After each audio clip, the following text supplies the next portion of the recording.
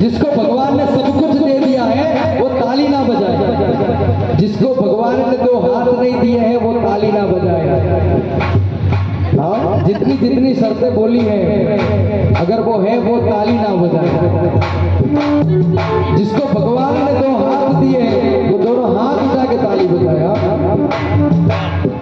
સૌથી પહેલા પોતાનો ડાબો હાથ ઊંચો કરો બધા,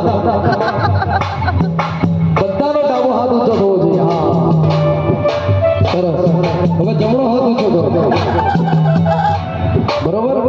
તો કેટલું સરસ લાગે છે, એવું લાગે કેળાના ઝાડ ઉગ્યા હોય ને એવા બધા ઉગવતી લાગે છે।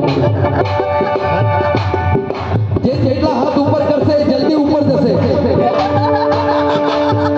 તરક્કીમાં, તરક્કીમાં। હો ઉપર હજી જવા નથી, બધા કામ બાકી છે।